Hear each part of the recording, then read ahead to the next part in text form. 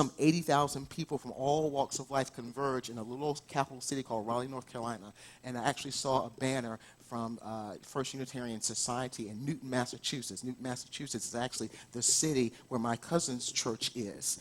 She was here for our 10th year anniversary. So it's interesting. People from all over the place came to our capital to say, injustice anywhere is a threat to justice everywhere. And they wanted to be a part of this witness. We cannot drag our feet when Jesus says, I need you to be a part of this movement that is a movement that is about transforming lives. It also requires that we take a look at what we have in our hands. If you were with us last week, we did this interesting journey about looking at the keys that we hold in our hands. The keys of mom and them. Somebody talked about that last week, about the things that I was taught way back when I was growing up that I could not let go because mom and them taught me that. And certainly if mom and them taught me, it was gospel truth. I can't let go of that.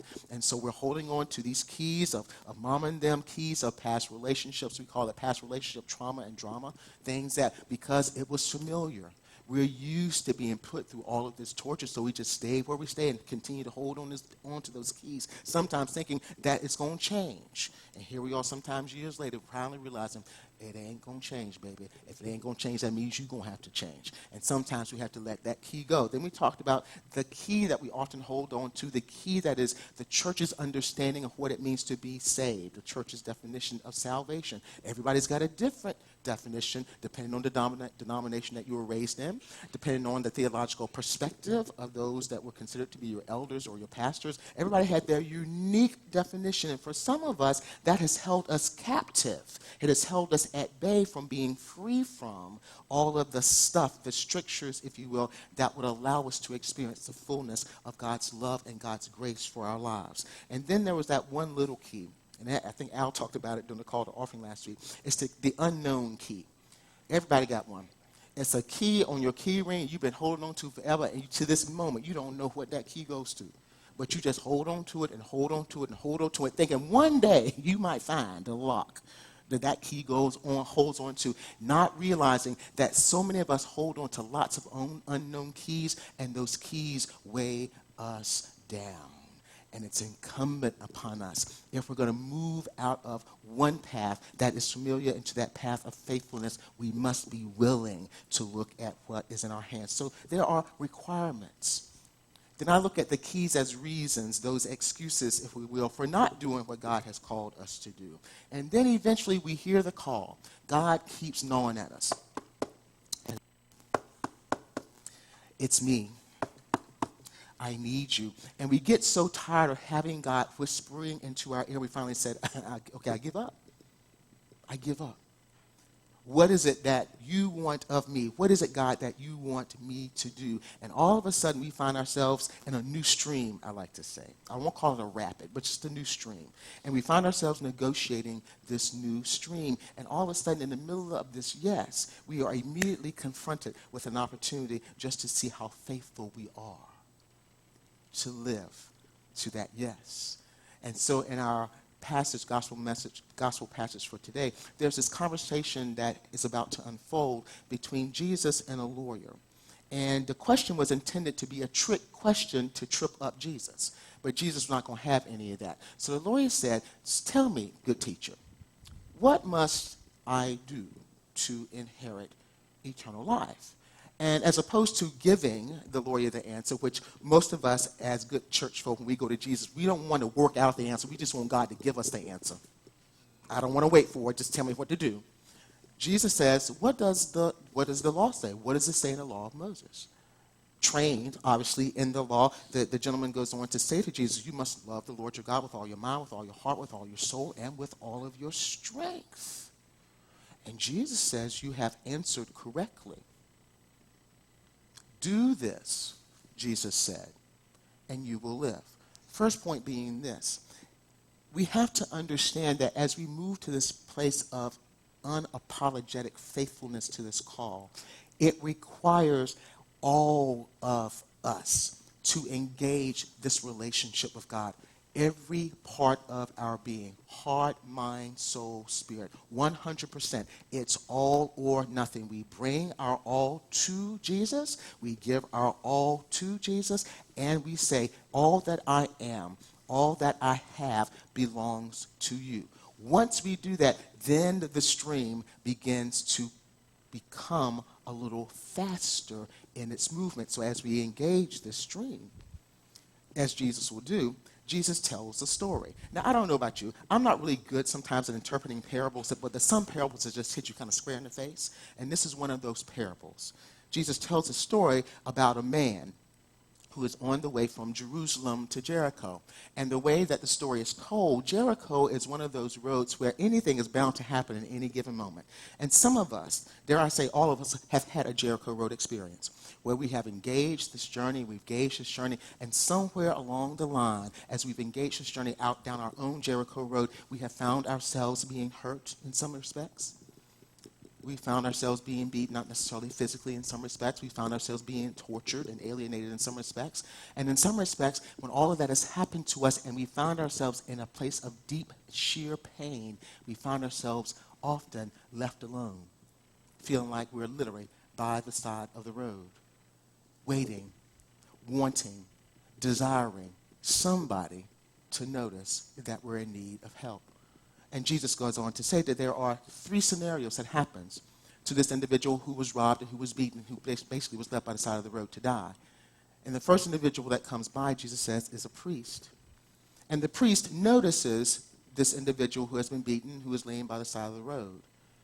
And the way that the story is told, the priest notices this individual. The priest notices the plight of this individual. The priest notices the need of the individual. And even with that said, the story tells us that the priest moves to the other side of the road. The priest in that moment, who had an opportunity to live fully into his yes to being faithful to the call of being the embodiment of care and compassion, was not in a place to give it his all. He didn't understand that to be a representative, if you will, of God meant all or nothing. And that included ministering to the needs of those more often than not we would just pass by. How often do we as people of faith, how often do we as individuals who are in relationship with God find ourselves crossing to the other side of the road because we are afraid, because we are not sure how the individual may or may not respond, or because we might ourselves be exposed for who we really are. And so we choose to go to the other side of the road. That was the priest. Then Jesus talks about the Levite who comes by, sees the same scenario, same individual laid by the side of the road, same plight, same injuries, literally waiting for someone to assist him. And Jesus says, and the Levite, after seeing the plight of this individual, passes him by going to the other side of the road. How often are we presented with an opportunity to literally free ourselves from the stuff of yesterday in order to experience the richness of the grace and mercy of God that comes to us not just through the Spirit of God, but comes to us through the presence of other individuals, simply by saying, how can I help you today? Might I be able to assist you in some way? As opposed to going back to that which is familiar, crossing to the other side of the road. How often do we, as people of faith, are we presented with the opportunity to come into the middle and to bring all of who we are to say, you know what? There is something greater to this thing called being in relationship with God. And that best gets played out by living in healthy and honest and unconditionally loving relationships with each other. And that is incumbent upon all of us, not just to know, but it's incumbent upon all of us to embody. Then there's the third individual Jesus talks about. Interesting. Jesus says, and a Samaritan. Some of you may recall the conversation a few weeks ago where Jesus talks to the Samaritan woman and tells her to go and get her husband and all that kind of good stuff. Now, mind you, Jews and Samaritans don't associate, let alone in public. They don't converse. There is no relationship whatsoever. But it is the Samaritan individual who happens to see this person by the side of the road in desperate need of assistance, in desperate need of someone to be hands and feet, to be the embodiment of Jesus Christ. And we are told that it is this Samaritan who, at the risk of losing everything, it is the Samaritan who tends to the needs of this man, who bandages his wounds, who actually anoints his wounds so as to literally sterilize those wounds, and then takes this individual, puts this individual on his animal, and takes this injured person to an inn where they can be tended to safely. And not only that, it would be the Samaritan who would say to the innkeeper, I will give you what I have right now, and I will be back. And when I come back, if it costs any more than what I've given you, I will pay you that as well. Just tend to the needs of this individual. Sometimes it is those individuals who are least likely in the eyes of the world to be called by God, if you will, to do extraordinary work. Those are the very individuals that God is constantly calling to come out of the familiar places, to come out of those places where you have been locked away from the goodness that awaits you, to come out of those places that you believe that is where you are supposed to be. When the reality is, when we're called out of those places, God literally creates divine appointments for us to make a difference, not only in the lives of someone who has a need, but also make a difference in our own lives, because we have needs as well. So what's the bottom line around this parable of the Good Samaritan? Might I lift up for us 3 questions that this requires for us to ask? If we are going to move from this place of familiarity to this place of sheer faithfulness, if we're going to grow into fully this embodied call of transforming ourselves as we transform the world, if we're going to grow fully into what we know as our call of proclaiming Christ, building community, and transforming lives, we have to constantly ask ourselves at least 3 questions. Question number 1, are you willing? Are you willing to put your own identity on the line so that the message of the gospel can be fully proclaimed and embodied? Are you willing to put your identity on the line? You know, some of us do real good. We talk about this all the time. We do real good about bringing our representative to church. That's the person we want everybody to think we are. That's the person we want everybody to identify with. And the question is, are you willing to put your real identity on the line? Because when we're willing to literally expose who we truly are, not only do we get to understand how much God has done for us in our lives, but we can also share that story with someone else, that they might come to understand that if God could love someone like little old me, then certainly God could love somebody like you. Certainly God could love somebody like you. And certainly God could love 80,000 plus folk down there on Fayetteville Street yesterday, and a whole bunch more. They just haven't heard it yet. And they haven't heard it because we're not sharing it yet. Are you willing to put your identity on the line so that others might not only know who you are, but whose you are? Not only who you are, but whose you are and to whom you belong. If you think about the priest and the Levite, they passed this injured man by because there was something uniquely different between us and him. He had some stuff going on. We have our stuff together. Representative, reality. Representative, reality. Because before there was a priest, before there was a Levite, there was a human being that needed to understand that relationship that needed to be experienced with the God of his or her understanding. The second question is this: are you willing to lay your income? Can I just be bold for a second, since we'll have a meeting this afternoon? Are you willing to put your income on the line? Here's the Samaritan who not only gave aid and assistance to this individual who was in need, he actually went to the innkeeper and said, look, let me give you my credit card. Let me use 2014 language. Let me give you my credit card. And I'll take the PIN number and all that kind of stuff. And what you use this. And when I get back tomorrow, if you've maxed that credit card out, y'all take a deep breath. If you max that credit card out, I got something else. Here, I will take care of his needs. The question is asked, if you took your spiritual gifts inventory for those who are in class, the question is asked, are you at a place where giving sacrificially is just a part of who you are? You give because you know you have been given to already. You give because you know whatever you give, it will be not only blessed and be multiplied, but God's going to take care of you because you seek to be faithful and to be fruitful. And that's a part of trusting and believing. Are you willing to put your income on the line? The income of finances, the income of time, the income of talent, the skills that we have? That's income. Time is money. You've heard that phrase, right? We asked folks to pray 10 minutes, what? 10 minutes a day this week? Some folk were faithful to do that. Others struggled. I've heard both stories. And I'm glad for both stories because at least they were willing to tell the truth. And we grow from those moments. Are you willing to put your identity on the line? Are you willing to put your income on the line? And are you willing to do it with the right intentions?